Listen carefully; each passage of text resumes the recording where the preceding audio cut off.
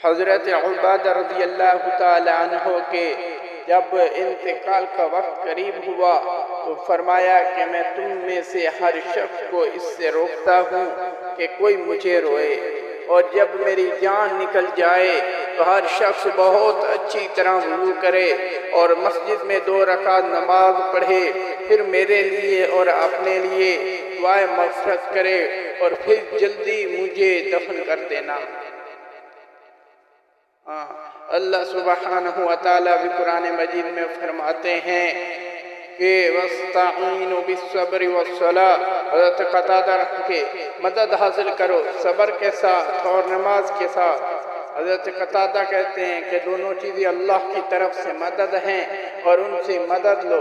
حضرت ابن عباس فرماتے ہیں کہ میں ایک مرتبہ حضور کے ساتھ سواری پر تھا، حضور نے فرمایا لڑکے میں تجھے چند باتیں بتاتا ہوں، تجھے حق تعالی شانہ ان سے نفع دیں گے۔ میں نے عرض کیا ضرور بتائیں۔ ارشاد فرمایا کہ اللہ کی حفاظت کر، یعنی اس کے حقوق ادا کر، اللہ سبحانہ وتعالی تیری حفاظت فرمائیں گے۔ اللہ کے حقوق کی حفاظت کر تو اس کو ہر وقت اپنی مدد کے لیے سامنے پائے گا۔ ثروت کی حالت میں اللہ کو پہچان لے، یعنی یاد کر لے، وہ تجھے مصیبت کے اوقات میں پہچانے گا اور تمہاری مدد کرے گا۔ اور فرمایا اور اچھی طرح جان لے کہ جو کچھ بھی مصیبت تجھے پہنچی ہے وہ ہرگز تجھ سے چونکنے والی نہ تھی، اور جو نہیں پہنچی وہ کبھی پہنچنے والی نہ تھی۔ اگر فرمایا کہ ساری مخلوق سب کی سب مل کر اس کی کوشش کرے کہ وہ تجھے کچھ دے دے اور اللہ کا ارادہ نہ ہو تو وہ سب کے سب ہرگز اس پر قادر نہیں ہو سکتے کہ تجھے کچھ دے دے۔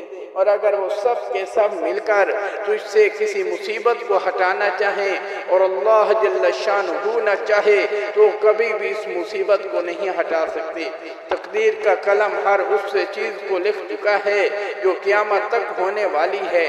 جب تو کچھ مانگے تو صرف اللہ ہی سے مانگ، اور جب مدد چاہے تو صرف اللہ ہی سے مدد چاہ، اور جب بھروسہ کرے تو صرف اللہ ہی پر بھروسہ کر۔ ایمان اور یقین اور شکر کے ساتھ اللہ کے لیے عمل کر، اور یہ خوب جان لے اور فرمایا کہ یہ خوب جان لے کہ ناگوار چیزوں پر صبر بہت بہتر چیز ہے، اور اللہ کی مدد صبر کے ساتھ ہے، اور مصیبت کے ساتھ راحت ہے، اور تنگی کے ساتھ فراخ دستی ہے۔ یعنی جب کوئی تکلیف پہنچے تو سمجھ لو کہ اب کوئی راحت بھی ملنے والی ہے، اور جب تنگی ہو تو سمجھ لو کہ اب فراخی بھی ہونے والی ہے۔